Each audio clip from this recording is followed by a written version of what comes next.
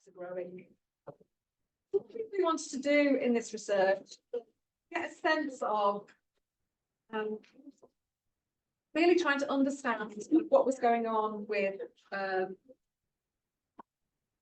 councillors and how councillors could really make a difference, a substantive difference to adult social care. I think I have a real strong feeling that quite a lot of the work we've done before had been about kind of officers, and obviously officers are a crucial part of the picture here.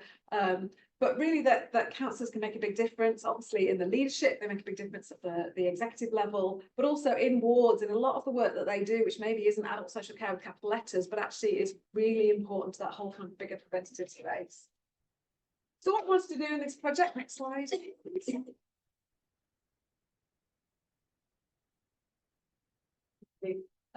is look at that whole kind of all the different kind of councillor roles, separating out executive, scrutiny and ward, even though we know there was overlaps there.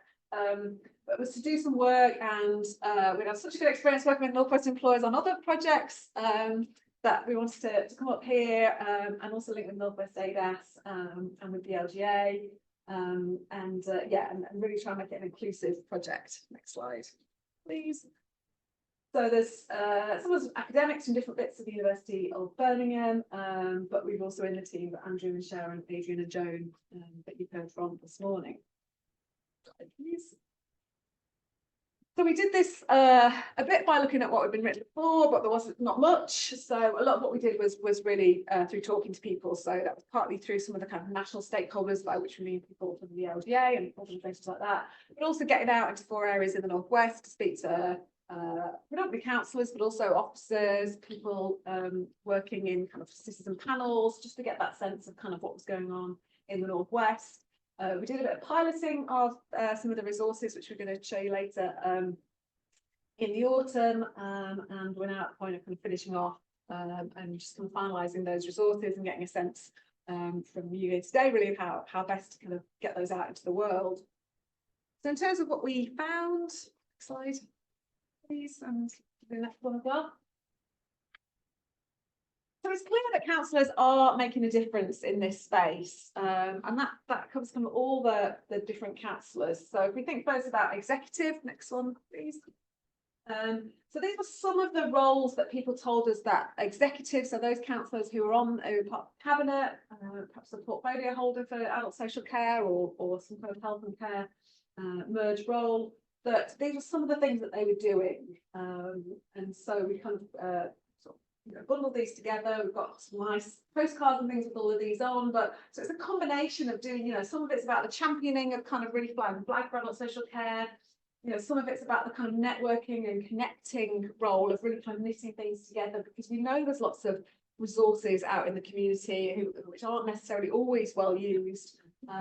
And we know as well that there's not really much money in the budget, the formal adult social care budget, to really expand services much beyond where they are now. So we do need people to be thinking really creatively about how we might use some of those kind of connections and networks that are already there. Something there about kind of being a story maker, so being able to tell the stories. Obviously that's why kind of Joe started off of kind of how do we make this feel real for people, because we know that at national level there's been sort of talk of change for a while, but actually it's really been difficult to get that properly implemented, and that's partly I think because people see adult social care as being a bit over there, not part of normal business, not part of something that is part of our lives, and that's really wanted to change that story around there, have that kind of enabling role, kind of making things happen where there is kind of energy, and also bringing a bit of challenge in to the system. So lots of you will be based in kind of integrated care systems, and we know that some of those do end up getting pulled a bit too much towards the health kind of bit of the kind of polarity. So can we kind of bring a bit of challenge into that part of the system and make sure that social care is really part of that conversation, and that we're not kind of too dominated by health. And think about how we make sure that it's a key part of the council strategy. So those are some of the things that we think executive councillors are doing, and one of the roles of the project really is to kind of stimulate thinking about, well, are we actually training and equipping our executive councillors to do these roles? Do we want to kind of get a sense of, is there anything missing here? And if we do want them to do this, what is the kind of mentoring, induction type processes that people can be part of, make sure that we know that when they're coming into that portfolio role, that these are some of the things that they're thinking about. The next one then is scrutiny. So we know that this is a big part of the picture as well, that actually holding the executive to account, getting a sense that scrutiny committees are often where we hear some of these stories about what's not maybe working and where we need to be doing that bit more thinking. So for those councillors who sit on scrutiny committees, these are some of the roles that we think that they might want to be doing. So, you know, some of these are kind of feel a bit kind of like surveillance-y, but you know, the kind of the investigator and the watchdog, that's about just sort of checking in and making sure that things are, that we're kind of doing what we say, and that if we've got some problems, that those are kind of coming to light and we're getting a sense of where those are coming from. So again, we've got a bit of kind of the challenger role, but something also about being a kind of ally to listening to and magnifying the voices of some of the groups in the community who've really got an interest and a lot of expertise around social care, whether that's lived experience groups or provider forums or some of the kind of different voices that we might want to hear from. It's stimulating innovation and really kind of getting a sense of what we can be doing well to advocate for and to be that voice again for adult social care. And then the third one, next slide, please. It's about the ward councillors, which of course is all councillors, but I think it's trying to get past this sense that was coming out of some of the interviews, that when we said to some of the elected members who didn't have a portfolio role, what do you do around adult social care? A lot of them would say, well, I don't really do that, doesn't really come to me, that's not part of what I really do. And I guess it just, you know, through the conversations, some of the things they're talking about, helping so-and-so get an assessment, helping with aids and appliances, actually quite a lot of the things that are coming through the door have got an adult social care element if we really think about that in as broad as possible way. So we think probably, but we're interested to get kind of feedback that this is maybe where there's the most work, the most sort of potential really is to sort of say, let's think about, you know, we know that kind of prevention is part of the Care Act, we know that, you know, what people don't want adult social care as an end in itself. People want good lives, they want flourishing lives, they want meaningful lives.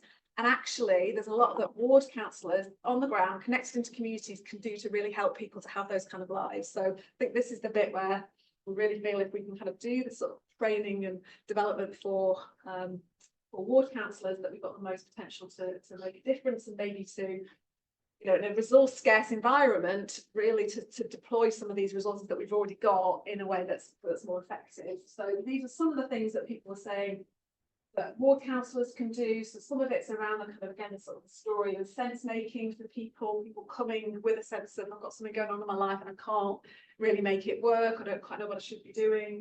And some of that will come as casework, but also kind of getting out into the community, connecting with people, being that advocate where that's needed, you know, and some kind of watchdog, kind of you know, accountability mechanism as well, to say, look, my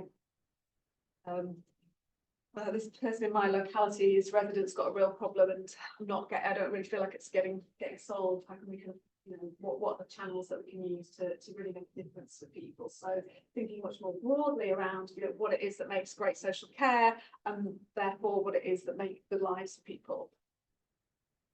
So I'm going to hand over to colleague Catherine Mangan to talk about some of the other things that we found.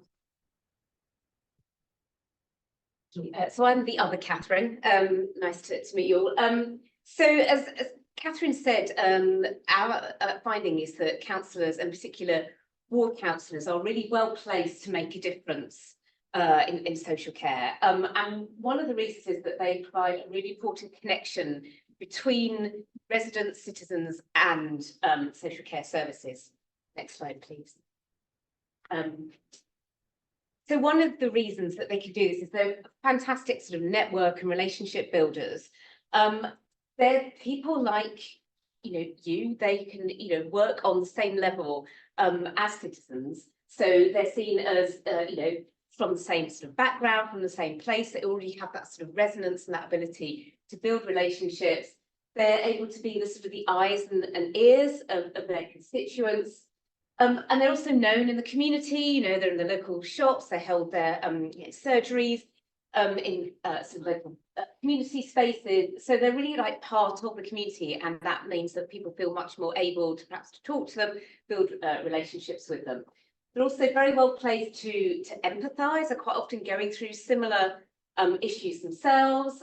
Listening is a key part of the role of being a ward councillor, and they're sort of seen as being on the same side as citizens, whereas perhaps officers and the council are sometimes in sort of perhaps in a confrontation. And I think there's something as well about councillors being able to be very honest with residents about the council's ability to provide particular services, the funding challenges and constraints, and not sort of over promising. So being really realistic about what people might be able to get for themselves and their families. Next slide, please. One of the things that we found is that ward councillors can build and are really successful in building very sort of productive relationships with officers, so that they can then get the kind of help and support that they need for their citizens.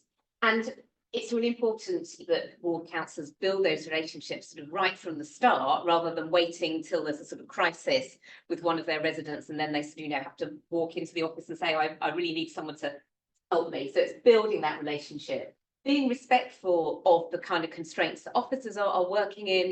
Timescales are often much slower than perhaps we would want, and just being a bit sort of accepting that we're all part of the same system here. We're trying to achieve the same thing.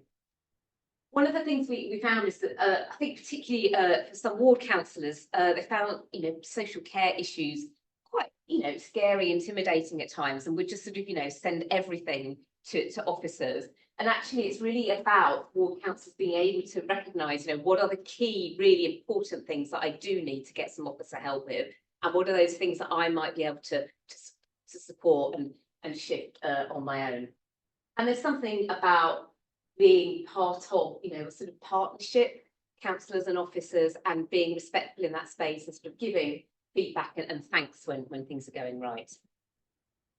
Next slide, please. So as Catherine said, we found that ward councillors in particular are really sort of underutilised in this space. There's not a huge amount of expectation about what ward councillors can do around social care. And the work that they do is really quite often, unrecognised. So quite often when you're talking to councillors, they don't recognise the ability of officers. They don't see the ability of councillors to be able to sort of make a change. They see them as somebody that just comes and sort of, presents the sort of policy. Don't always recognise the real sort of, grassroots intelligence that councillors can bring about services, about how services are being experienced on the ground. We found that really varied from place to place, the level of sort of, respect that was given to insights that councillors were bringing to officers. And, I think there was a recognition that perhaps we don't give enough credibility to that kind of insight. It was perhaps sometimes seen as, anecdotal, but actually it's real. That's how people are experiencing the services on the ground. And then we also, as Catherine said, found that ward councillors don't recognise how much difference they can make and how much difference they are already making in the social care space. But some officers are starting to sort of realise that actually we perhaps do have a real untapped resource here that we can use in the social care space. Thank you. So what we found, though, is that in order for councillors to be able to play this role, we do need perhaps a slightly more supportive type of organisational culture. So a sense of, perhaps a more welcoming, conversational, convivial type of atmosphere where councillors feel able to just sort of pop in, there's someone to see them, people aren't sort of hidden behind, swipe doors and things. And they have that sort of, ability just to pop in and have a chat. Can I check this out with you? I think there was a sense that sometimes councillors were just on the, oh yes, we need to let them all know that this is happening as well. So they're just on that sort of, CC list rather than being part of the conversation. We found it really worked well where there was a sort of regular sense of we need to keep our ward councillors up to speed in terms of policy changes around this, what the funding envelope looks like, what changes are coming up, with sort of regular briefings, conferences, bringing people together to share insights. We also found that councillors, and particularly new ward councillors, were quite often intimidated by, the acronyms around social care, the jargon and the job titles that we give some of our officers, strategic commissioning manager. It's really hard to know what on earth people do, who is the right person for me to talk to. So just making that more accessible enables ward councillors just to engage much more and understand the system and who to talk to. And as we touched on previously, really valuing the intelligence that councillors are bringing to the social care conversation. So this comes to the training and development side of things. So we recognise that, people don't have a huge amount of time for training and development, particularly personal development. And as a ward council, you've got a huge amount, on your plate. Social care is very complicated. The relationship with health. So it's not an easy sort of fix just to be able to say, right, there's one training programme, everyone needs to go on that and that will fix it. But the kind of things that we found were working for people are, thank you, Anne. So interactive type of sessions where people are able to answer questions, ask perhaps what they think might be stupid questions, with a real sort of, practical focus. So perhaps, how does long-term care work? How do you support your residents to get, a good care home? Those sorts of things. So, real sort of sense of, the practicalities of dealing with social care. We said before, those sort of regular bite-sized briefings, just to keep, social care at the top of everyone's agenda. This is what's happening this week. Councils really welcomed and valued those sorts of informal face-to-face meetings, just like come and have a cup of tea and we'll talk about that's what's happening in your particular area, this care home's closed, what's going on, those sorts of conversations. Being able to visit services and meet frontline staff and have conversations with them. And one of the things we found, particularly ward councils really valued, is those sort of peer-to-peer conversations, not necessarily within the same council, but perhaps within a region, just being able to have those conversations, I've got this issue, have you dealt with anything like this? How might I go about getting something done? And also having a mentor, someone that's been doing the role for a bit longer. Thank you. And finally then, so this is the sort of the materials that we are intending to sort of offer, and it would be great to get your input into these. So our sense is that we probably need to sort of differentiate in terms of the kind of support and training that we give to our councillors. So we feel, for executive members, particularly for portfolio holders, we probably need to do something, quite sort of specialised, in-depth, and for them to come together across a region, so they can compare what we're doing, and perhaps even beyond those regional meetings. Because scrutiny has got such a particular role, felt that actually our scrutiny councillors probably do need something for themselves to help them support the kind of ways that they can really make a difference around their scrutiny role. And then actually we probably felt we need some, we've called it sort of untapping the potential of ward councillors. And that might be at a very basic level, just helping ward councillors to see that they are dealing with social care issues, and perhaps some of the things that they might be able to do in this space, and just really giving them some of the basics around social care. When we were doing some of the focus groups, some of the ward councillors who attended those, sort of, that's what they wanted. I just don't understand where to start with social care. I just need a sort of social care 101. So I think there's probably something to do in that space as well. We think it's sort of, visual prompts work really well to help sort of, generate conversations, questions. So they're the kind of materials that we're thinking of sharing. And then we'd be really grateful for your thoughts, inputs around what else works. So I think I'm stopping there. Dave's nodding at me, so that's the right answer.